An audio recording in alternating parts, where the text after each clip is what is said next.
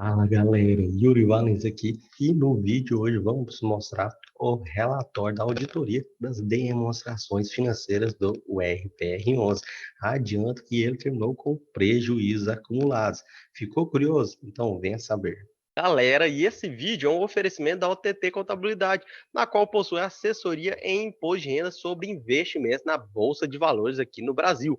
Essa assessoria consiste em relatórios mensais contendo operações comuns de day trade, operações com fundos imobiliários, posição em custódia, rendimentos isentos, rendimentos tributados, apuração e emissão do DARF, do imposto de renda. Essa assessoria está dividida em 3 planos, abrangendo ações, fundos imobiliários, BDR, ETFs e os nossos mercados, mercado à vista, mercado futuro, mercado de opções e mercado a termo. Caso você tenha interesse, você pode conferir aqui o valor dos planos que estão aparecendo para vocês. E se você fechar o plano anual, você vai conseguir um grande desconto. Se tiver qualquer tipo de dúvida, entre em contato com esse número que está aqui na tela, pois ele é o número do WhatsApp da OTT Contabilidade. Inclusive tem esse botãozinho aqui também que você já entra em contato diretamente com o WhatsApp. E qualquer coisa tem esse e-mail de suporte também. Galera, aqui está o relatório da auditoria do RPR11, que é aquele fundo queridinho do mercado devido ao seu alto dividendo yield. O relatório dessa auditoria traz logo no início a opinião do auditor, que é um dos pontos mais importantes dele.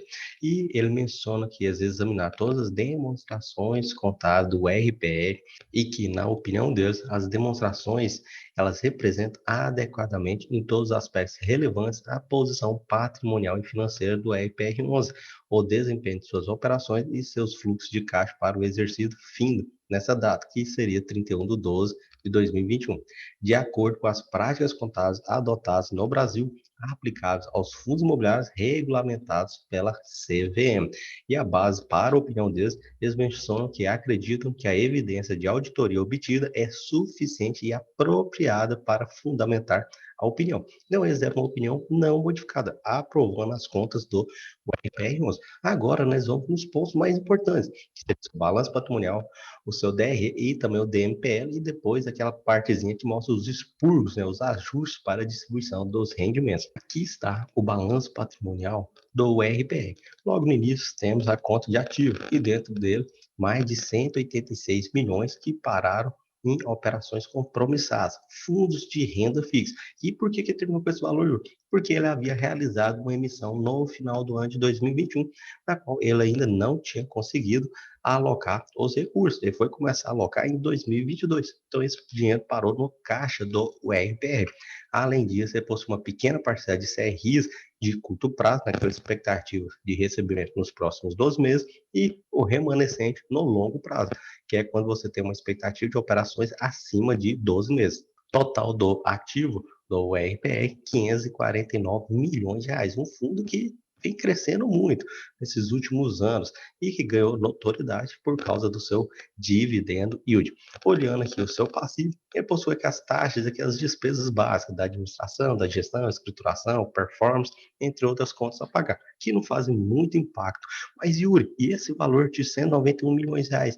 É por causa da sua emissão, como eu mencionei, porque ele ainda não havia feito a conversão dos recibos em cotas do fundo. Por isso que aparece isso como uma obrigação que ele tem. Até mesmo quando há o anúncio da conversão, eles verificam se alguém continuou a oferta. E se a oferta ela não atingiu a totalidade que eles queriam arrecadar no início, eles fazem o que? O cancelamento daqueles valores e a devolução para o investidor que condicionou a sua oferta. Por isso que aparece nessa conta do passivo. E olhando isso, ativo menos passivo, nós temos aqui o patrimônio. E o destaque está nisso, prejuízo acumulado mais de 16,6 milhões de reais. Mas logo adiante nós vamos entender por que ficou com esse prejuízo.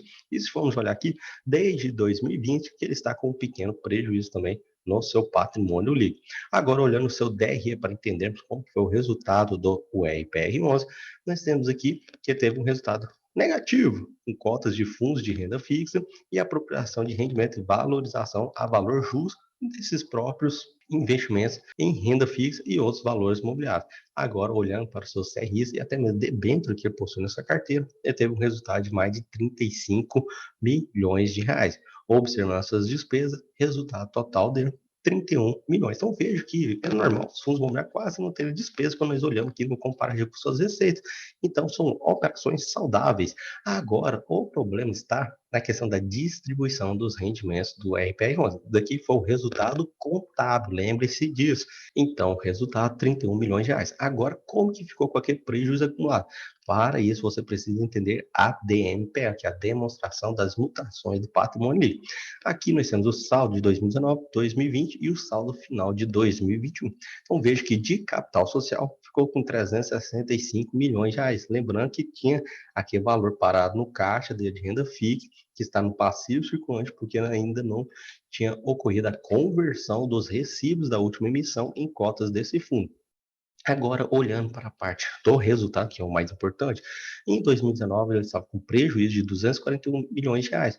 Ele teve lucro em 2020, esse daqui foi o total de rendimentos distribuídos, então ele teve um saldo positivo em 2020, olhando o total do resultado daquele ano corrente e diminuindo pela distribuição de rendimentos mais o prejuízo de 2019. Porém, por que ficou aqui quase 90 mil reais lá de prejuízo, Yuri?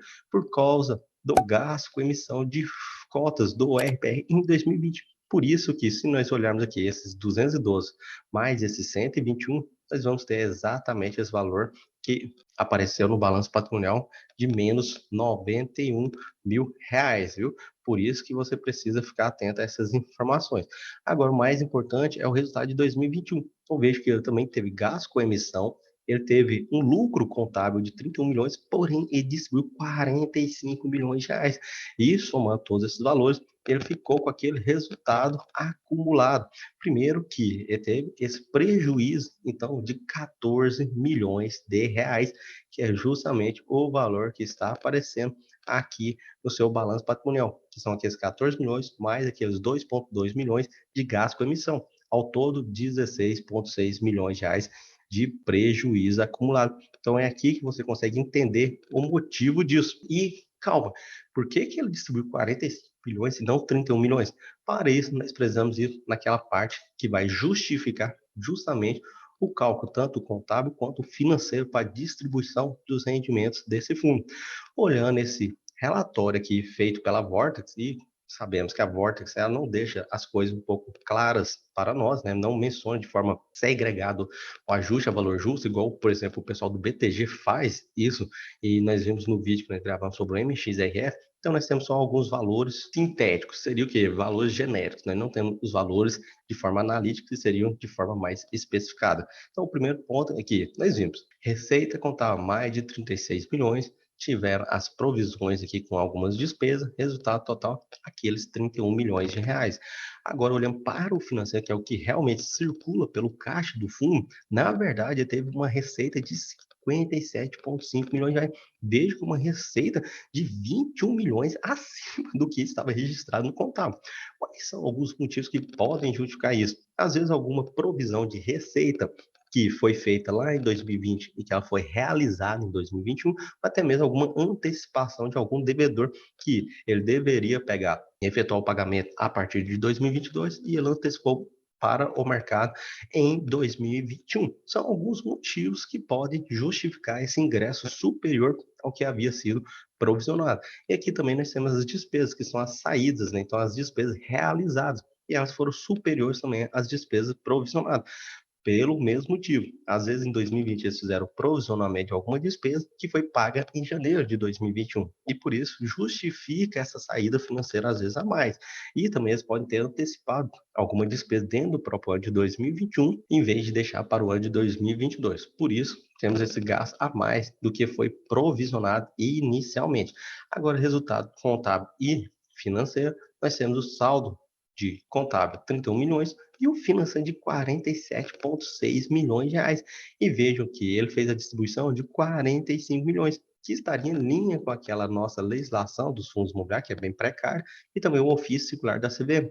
Dessa maneira, ele fez a distribuição de 95% do seu resultado caixa, e isso estaria em linha. Só que quando vamos fazer esses ajustes, né, que o resultado contábil foi inferior ao valor distribuído pelo resultado caixa, aquele prejuízo acumulado lá no seu patrimônio líquido. E segundo aquela decisão da CVM, isso daqui estaria errado, porque o fundo precisou observar seu lucro contábil para aí sim fazer a distribuição do caixa. Eu até critico aqui a Vortex, porque vejam só o quanto ficou mais bacana essa evidenciação do período de 2020, na qual eles fizeram certinho aqui de forma um pouco mais objetiva e clara a questão dos ajustes. Primeiro, nós temos aqui, em 2020, eles tiveram receitas contábeis de 8,7 e despesas contábeis de 2,2. Ou seja, o lucro contábil em 2020 do RPE foi de 6,5 milhões. Aí que vem a parte dos ajustes, que são os expurgos daquilo que não foi realizado. Receita que não foi realizada, você exclui. Despesa que foi provisionada e não foi realizada, você soma esse valor, né? Porque não saiu do caixa. Fazendo isso, eles chegaram naquele resultado financeiro em 2020 de 6,2 milhões de reais. E a distribuição foi de 6,1, que correspondeu a 98,64% do resultado desse naquele ano. E vejo que essa demonstração, eu acho ela mais bacana do que essa outra aqui. Eles podem colocar essa outra que você faz um comparativo direto, mas seria bom eles colocarem essa de forma mais discriminada e o interessante seria, né, que eles colocassem o ajuste a valor justo, porque com certeza aqui pode ter algum impacto no ajuste a valor justo, porque, por exemplo, eles colocaram só o resultado positivo com o CRI na parte contábil, e vai que às vezes estava provisionado para eles ter um resultado maior, próximo desse financeiro, mas eles tiveram um impacto pelo aumento da Selic, tiveram um ajuste a valor justo para baixo, e isso impactou nesse valor contábil. Por isso que ele ficou muito inferior ao resultado financeiro. Nós não sabemos disso, né? Quem sabe é a auditoria e os próprios contadores da Vortex, porque eles que fizeram a contabilidade e a auditoria aprovou as contas. Mas nós, meros investidores mortais, não temos acesso a essas informações. Por isso que eu critico e falo que deveria estar aqui de forma clara para nós, igual foi do MXRF, que eles colocaram ponto a ponto o impacto, o ajuste a valor justo, tanto dos fundos imobiliários, das cotas da SPE e também dos seus recebidos imobiliários na sua carteira. Agora comenta para mim o que vocês acharam dessas contas aqui do RPE e se vocês gostam desse fundo. Se vocês gostaram desse vídeo, deixe seu like, se inscreva no canal e nos vemos no próximo vídeo.